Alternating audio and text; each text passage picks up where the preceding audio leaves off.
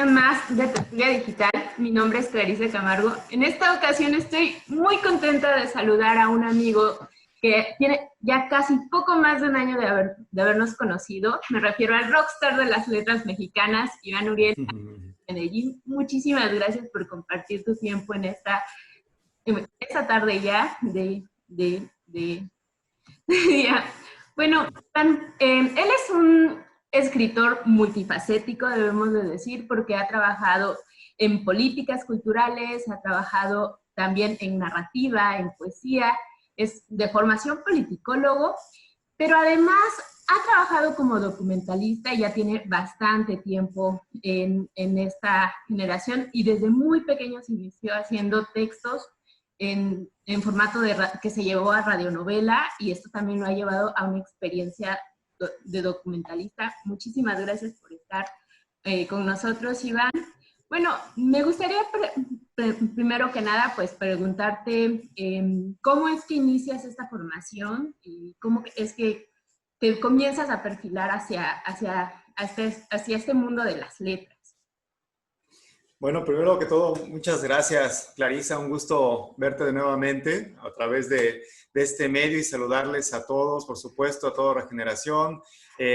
Feliz de participar en la tertulia, encantado de formar parte de ustedes. Teníamos toda la ilusión de vernos en mayo y compartir, pero ya lo haremos cuando nos volvamos a encontrar nuevamente para darnos el abrazo y, claro, y seguir compartiendo y aprendiendo de ustedes y por supuesto te agradezco mucho la invitación.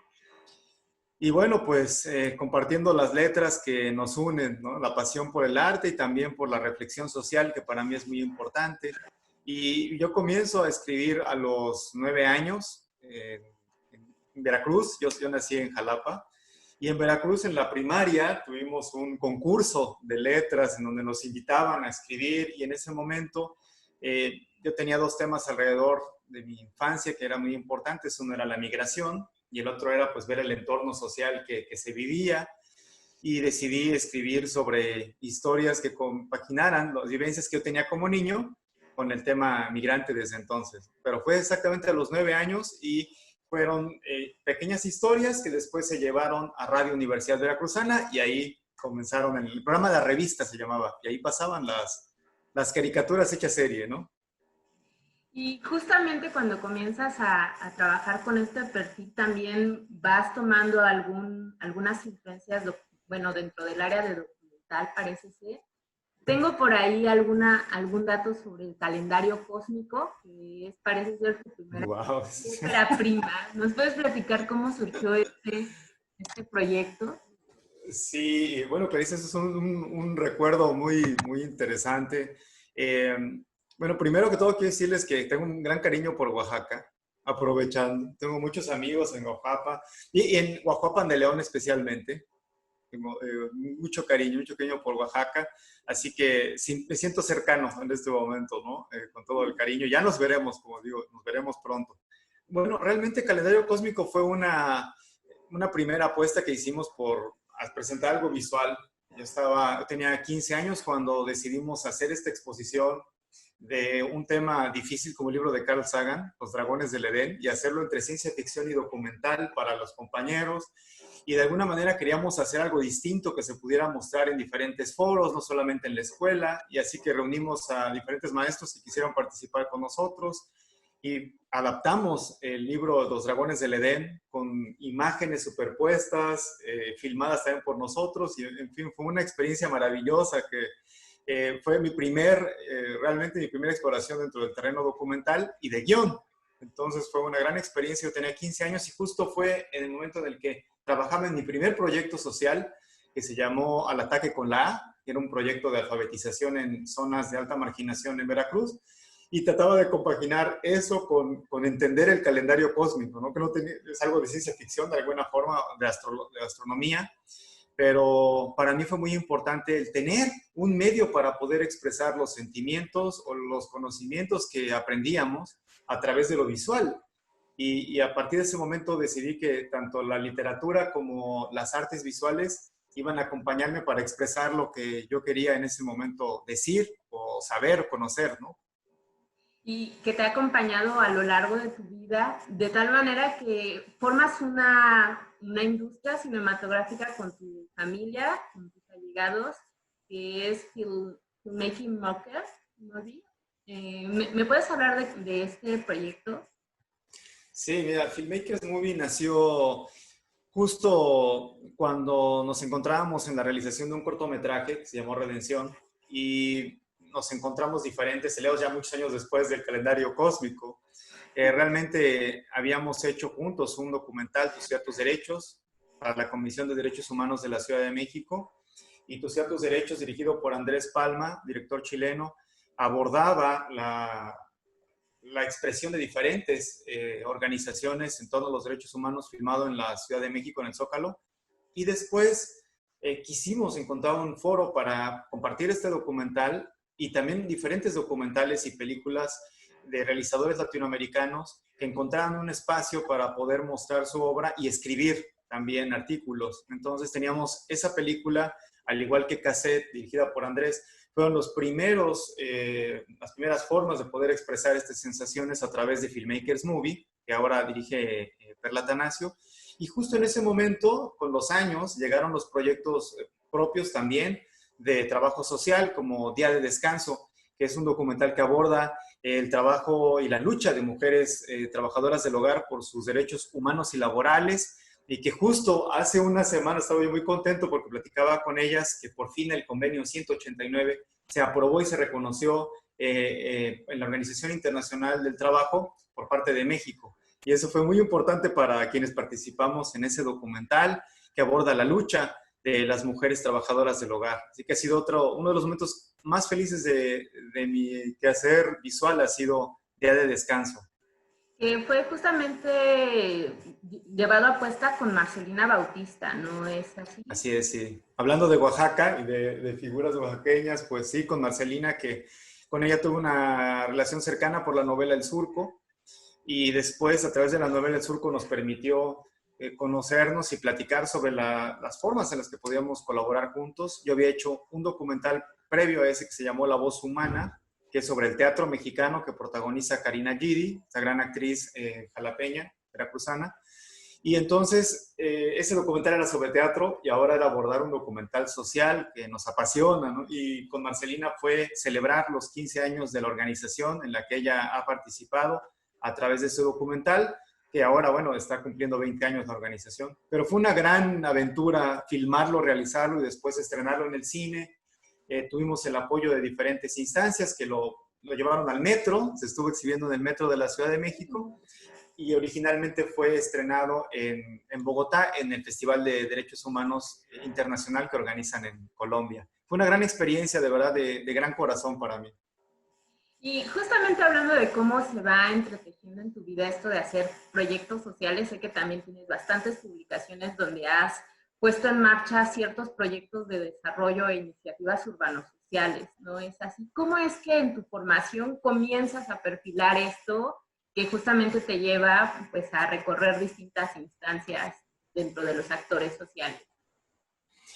Pues realmente fue, como te decía, yo creo que fue entre los 12 y 15 años, cuando realmente defino. A mí me gustan mucho los medios de comunicación, como a ti, me apasionan los medios de comunicación, las artes, y tenía esa duda de qué iba a estudiar, si iba a estudiar ciencias de la comunicación o si iba a estudiar ciencias políticas. Entonces decido estudiar ciencias políticas, que además no había en mi estado en ese momento, estudié en Puebla, porque me apasionaba el trabajo social y este proyecto que te había comentado de alfabetización fue crucial para mí y me permitió ver que podía diseñar proyectos o trabajar con compañeras y compañeros que se apasionaran por las mismas causas y después ya llevarlo a las artes fue otro camino, ¿no? Regresar a las letras y decir, bueno, pues si puedo escribir sobre el tema de migración que tanto me apasiona, puedo de alguna manera expresarlo con mi pluma, con la literatura y el trabajo de desarrollo social a través de lo que yo estudié. Así que esa fue la forma en la que he tratado de unir las diferentes actividades y sumar aliados, ¿no? de distintas instancias y formas para poderlos llevar a cabo, que es lo más difícil. Y justamente antes de involucrarnos ya con tu proyecto, como el más grueso que vienes trabajando de la trilogía, ¿Podrías platicarnos cómo es que se fusiona esto también con tu hacer poético? Porque también, a propósito, me parece que casi toda tu poesía la podemos encontrar por streaming, ¿no es así? Sí, estará sobre todo por streaming justo cuando se estrene la tercera parte de una trilogía de poemas, ¿sí? De poemarios que quisimos hacer entre ahorita les platicaré, ¿no? Pero entre la segunda y tercera novela de mi trilogía, encontré un espacio para volver a la poesía que yo escribía de niño y entonces decidimos hacer una trilogía de poemarios. Los primeros dos ya se publicaron, Navegar sin remos y Puntos Cardinales, que estarán en streaming totalmente y se podrán encontrar. Y también la tercera parte de esta trilogía de poemarios, que justo terminé hace 2 semanas, ya el poemario, entonces pues lo vamos a compartir ahí.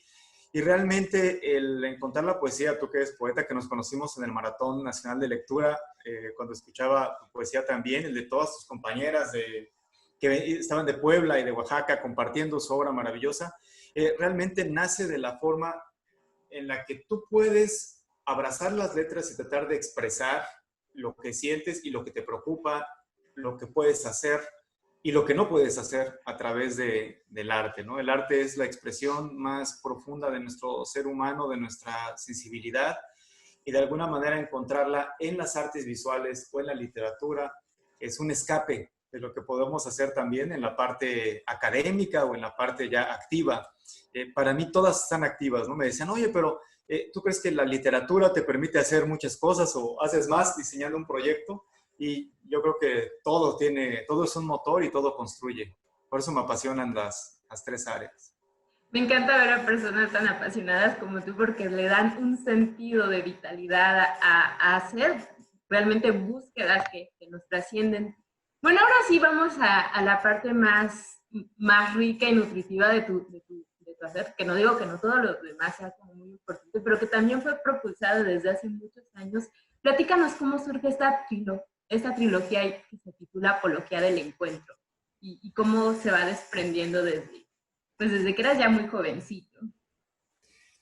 Pues mira, Clarisa, Apología del Encuentro surgió de pequeño cuando tuve la experiencia migrante de cerca, ¿no? En la casa, en familia. Y después con los años, cuando estaba estudiando en la universidad, quise volver a, a las raíces de esa sensación, de esa cercanía con la migración y conocí el espacio, el entorno y dónde laboraban los migrantes que habían conformado mi vida con mi padre, ¿no? Dónde habían estado, dónde habían trabajado y en su consejo conocí y viví de cerca esta novela El Surco que se comenzó a escribir de alguna forma varios años o 10 años antes de que se publicara. Primero con las experiencias de compañeras, compañeros, de colegas, entrevistas, vivencias, y después fuimos conformando una novela que se integra por 80 historias entrelazadas, con 17 acentos diferentes, de diferentes partes de México y Centroamérica, y con esta migración que para mí es importante de un lugar a otro, de una comunidad a otra, de una ciudad a otra, de un país a otro, y así surge la primera parte de la trilogía El Surco, que se publicó a través de la Universidad Iberoamericana. En Puebla surgió la primera presentación del libro hace ya algunos años.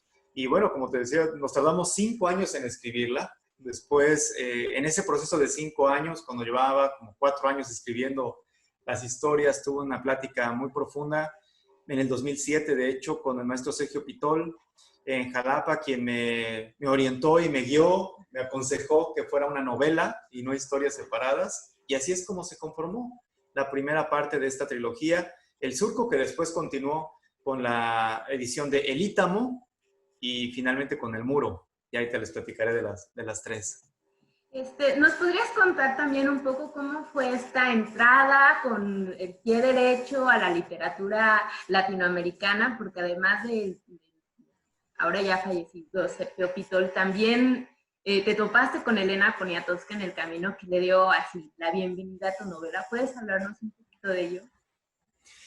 Pues sí, siempre hay pues en la vida los ángeles que te acompañan. Yo siempre digo que mis padres en paz descansen han sido pues los ángeles en mi camino, siempre me han inspirado, a pesar de que se fueron hace ya muchos años, pero siempre han inspirado lo que escribo y lo que hago, y también muchos maestros y compañeros que de alguna manera a lo largo del camino de la vida, en el amor, en la familia, en la amistad, te van formando, ¿no? Te van conformando. Y en el caso del maestro Pitol fue esos consejos concretos y al mismo tiempo amplios en el sentido de hasta dónde puede llegar la obra que estás elaborando para ti mismo, es decir, para la historia que vas a contar.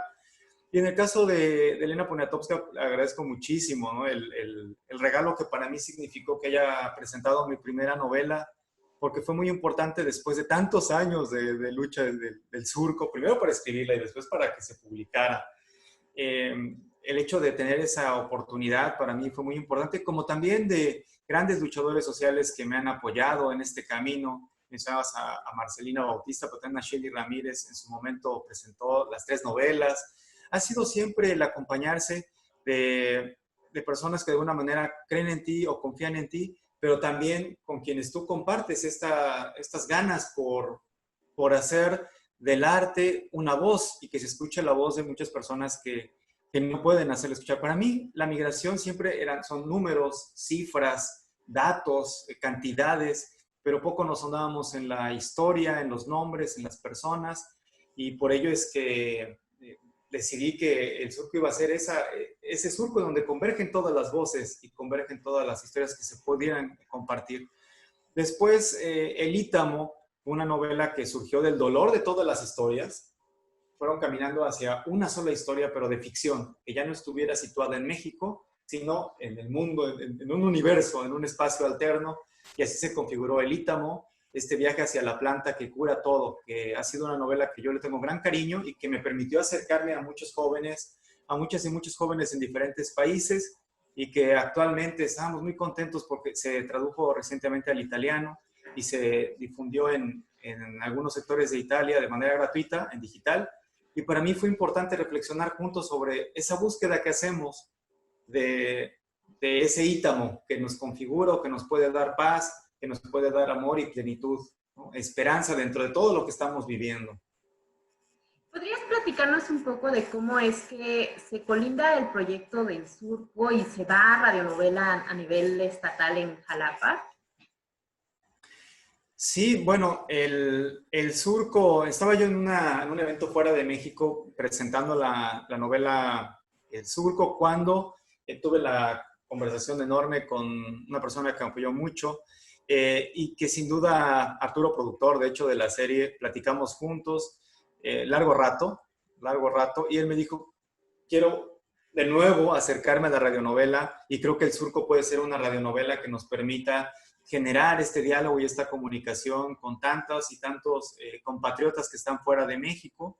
Y la radionovela adaptada por mi hermana Perla se editó, se produjo y se grabaron las voces en Michoacán, en Morelia, y desde Morelia hicimos el evento en donde se pudo transmitir. Fueron 20 episodios que se hicieron sobre la serie, con mucho amor, con mucho cariño, grabada ahí por, bueno, un elenco enorme de voces, que todos colaboraron de forma solidaria con este proyecto que después se transmitió a diferentes ciudades de Estados Unidos y de México. Y estuve muy contento por ese, fue un proyecto solidario, un proyecto de mucho amor, en donde tengo grandes anécdotas, de verdad, que siempre me llevaré conmigo. Cuando estábamos haciendo el estreno en Morelia, llegó de hecho una persona que se había estacionado en doble fila, ¿no? En su taxi, porque escuchaba siempre la radionovela y quería, pues, tener el libro, porque llevábamos el libro en físico, ¿no? Y para mí fue un regalo enorme, porque él, primero, suspender su trabajo, después darnos un pequeño momento de su tiempo, y después que pudiera leer el libro, también para mí fue muy importante, ¿no? Son anécdotas de vida que te llevas en el corazón. Y la importancia de que puedas difundirlo a lo mejor a las personas que en su día a día no tienen la posibilidad de sentarse a leer y lo masifica de alguna manera. Ahora sí, Sí, así es. un poquito del libro de Ítamo. Tengo que decir que en un momento muy convulso de mi vida fue algo que me acompañó para poder superar algunas dificultades de mi vida y que está escrito de una manera en prosa poética y que no es muy similar al formato de las voces narrativas que habían tenido pues tus versiones previas, ¿no? Bueno, específicamente el Ítamo está escrito en una forma de prosa poética. Entonces, ¿cómo se va desprendiendo este proyecto justamente dentro de la apología del encuentro? Bien, pues el Ítamo, como te decía, nace de estas historias, de este sentir del dolor profundo, que además yo he vivido a nivel personal.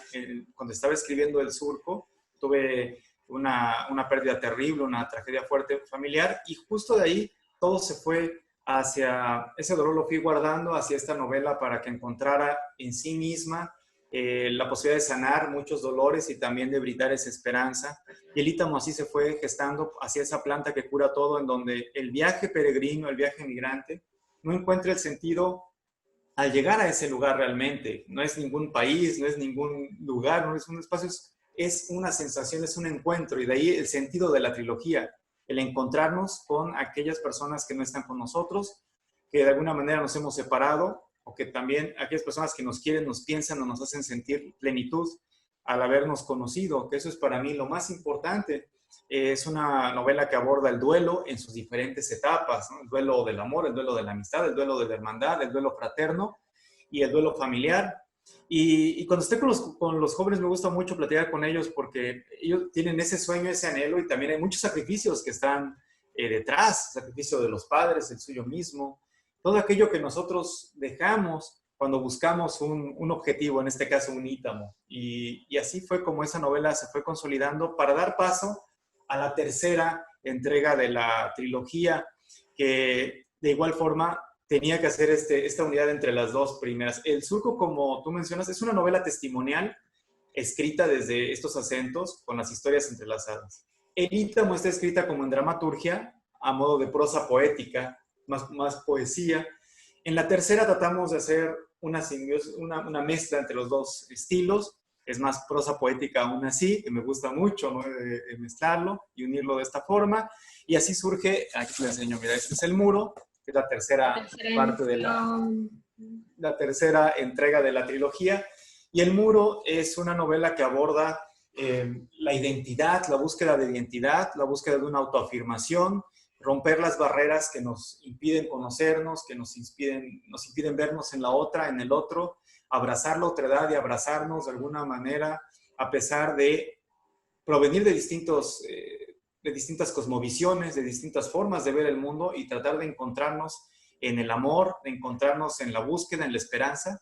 Y ese es el mensaje del Muro. Justo estrenamos en diciembre en la Ciudad de México, y después comenzamos los primeros eventos a principios de año, y las lecturas que hicimos del libro fueron abiertas. Fue una experiencia maravillosa que llevo en el corazón y que fue previo a la pandemia, en donde hubo lectores por ejemplo, el Ítamo, tuvimos una lectura de niños con la orquesta Jalapa de Niños, que de hecho fue durante el maratón, y después tuvimos una lectura que fue de los 17 años hasta los 80 del Muro, ¿no? Para presentarle. Para mí fue una experiencia extraordinaria escuchar la reflexión que hacían de lo que se iba leyendo cada una de las lectoras y los lectores, y para mí fue muy, muy impactante el podernos encontrar en esta novela que está escrita con prosa poética, en donde cada página cierra es decir, cada una de las páginas del libro cierra un pensamiento, inicia y cierra el pensamiento por sí misma. Entonces es como si cada página fuera una historia por sí misma, ¿no? Pero bueno, ya espero compartirla. ¿Alguna de estas historias que estén en tu libro? Así que elijas, ¿podrías por favor compartirnos un fragmento? Pues sí, mira, les voy a leer este fragmento que es previo al inicio de la novela.